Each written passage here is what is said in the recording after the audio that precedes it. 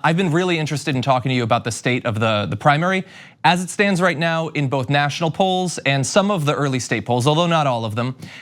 It looks like we still have the same top 3 candidates, but Elizabeth Warren is at least tied with Biden, if not ahead in some of these. And so, look, I make very clear that I am a supporter of Bernie Sanders. I don't want to speak for you, but that seems pretty clear as well. From the point of view of a person who supports Bernie Sanders, what is the strategy right now? We're still early in this process, but how does he get back into second, get into first? What does he do from here? Yeah, the only person I would vote over Bernie Sanders would be President Lula, which is certainly a reference people would understand if they follow my work. That is true. Well, I think there's a couple of different things that need to happen.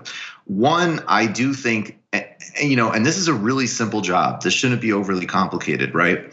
It's a mistake to say that Elizabeth Warren is the same thing as Hillary Clinton. She's absolutely not, and that's a weak, foolish line of attack. However, there's a huge amount of people suggesting that Elizabeth Warren and Bernie Sanders are the same thing. Yes. They're not remotely. And if you have an actual left agenda that talks about housing everybody, giving everybody health care, complete debt cancellations from medical and student, Bernie Sanders is your choice, and we can't play games anymore. There's a clear progressive choice here. So you either need to sort of acknowledge that that's not your politics, where you're coming from, but don't gaslight and don't obscure those differences. Another huge difference that I think we need to really point to, and obviously, I'm someone who talks a lot about foreign policy, but seriously, look, Sanders does have a much more compelling theory of change. It's not going to happen institutionally. Any of these plans will happen through a movement. No question. We know that. We know that from the Obama era. But even before we get to that argument, what does a president have power over on day one as soon as they get into office? Without question, foreign policy. Mm-hmm. That's something they actually have the immediate huge influence over. A lot of Americans don't care, but they need to care. One, it's the right thing to care about. And two, it actually does affect us in a myriad of ways. And I would just say that actually, while domestically it's foolish to draw those comparisons with Warren, foreign policy, she is a Joe Biden. She has an incredibly conventional, her questionnaire for the Council on Foreign Relations that she just put out on Venezuela, even the way she talked about the Iran deal was awful. She talked about holding the Iranians accountable. Well, excuse me, I have many criticisms of the Iranian government. The United States destroyed that deal, and she voted for Iran sanctions. So this is somebody with a terrible, very conventional view of foreign policy, which is not good enough. I mean, that is a clear area where there's huge stakes here. You're talking millions of people's lives, which you would have a radical improvement on day one without question. So I think the media needs to be clear about it. I think we can't play these false equivalencies. It doesn't mean we need to have silly attacks, but we cannot pretend that there aren't vast gulfs, clear distinctions here that will affect tens of millions of lives in a positive way for Sanders and in not nearly as positive a way for Warren, and in some cases in foreign policy, a negative way. I think Bernie should actually take an overseas trip. I think he should do some things like that look a little bit more formally presidential. Which Obama did. Back during that campaign. I couldn't agree more. I think one of the reasons that hasn't become a bigger part of the campaign is in the debates so far, there's virtually no foreign policy at all, very little anyway. And so, the CFR results, that could help people to understand the differences there. And I agree, both in terms of policy, we've done a lot of contrasts of policy between the two on this show, but also in terms of philosophy, their philosophy of movements and of revolutions and how they actually happen. Very different. I agree with you. She's not Hillary Clinton. She's certainly not worse than Donald Trump, but there are differences there. So what I'm curious, in terms of Bernie's strategy, I know that there is an increasing number of Bernie Sanders supporters that want him to rhetorically punch her in the face, to be much more aggressive than he's being. I personally don't see him doing that. Do you think that turn might come, and should it come for Bernie?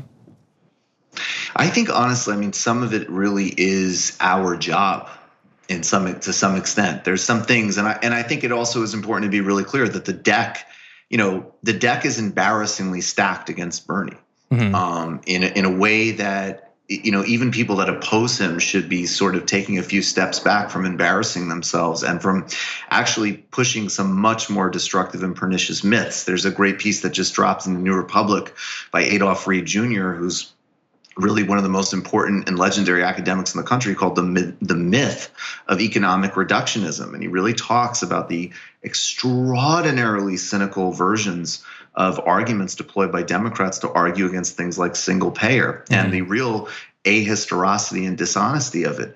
I think that, we need to hold people accountable because Bernie obviously gets it on all sides. I think from a campaign perspective, I don't necessarily know, I don't think he needs to turn to Elizabeth Warren and give her, a swing like that. But I think as it comes out, as it continues, it has to be like, I think he can kind of, with a twinkle in his eye, flip some of the question he asked back to, she asked the John Delaney so well. Ask her, why are you running? Why not get rid of all student deficit? Why not get rid of all medical deficit? Why not do something about, the global, the military and industrial complex, not in terms of rebranding it or greening it, but actually scaling it back. Yeah.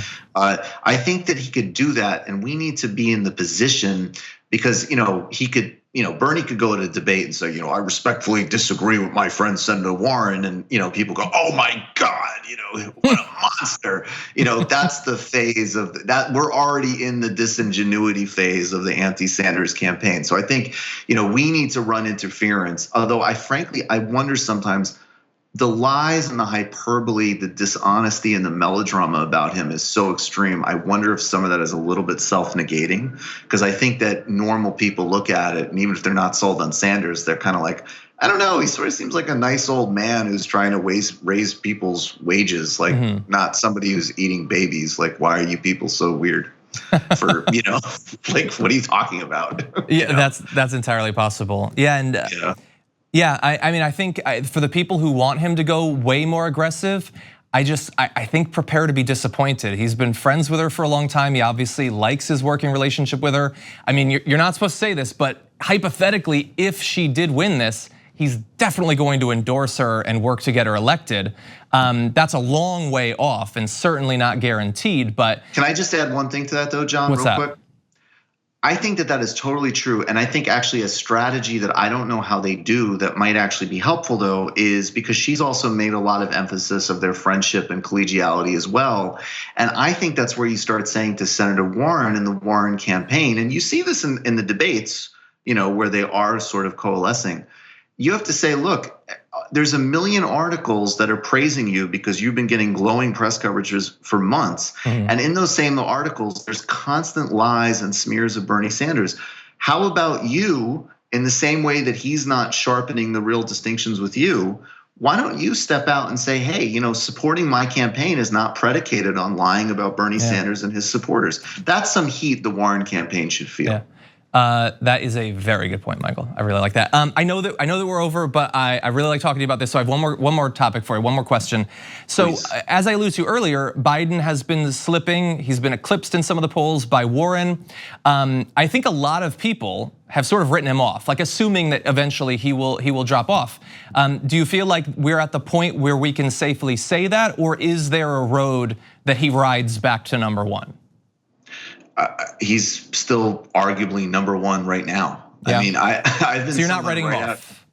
Never. And I think I actually said on your show, I was there the day of his dreary announcement, and you, Anna, and myself had great commentaries on it. But I was just saying, like, especially in our circles and the audiences we talk to, nobody's into this guy. If you open the aperture out, like I was talking with my friend and colleague Artesia Balthrop, she's like, yeah, my mom loves Joe Biden. I mean, this guy is not out. And I have to say, to be honest with you, I'm a little bit scared because I was saying he's stronger than we would think several months ago. He's had a pretty rough ride of it in terms of his performance at the debates and stuff, and he's still polling really well. So I actually would say, I mean, look, he's super vulnerable, and I still think we can get Sanders through. That's where I'm at.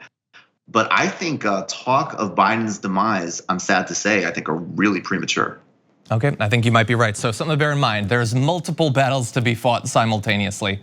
Michael, as always, great to talk to you. People should definitely check out, if they haven't already, and they probably have, The Michael Brooks Show. Thank you as always. I really appreciate it. Thanks, man. Thanks.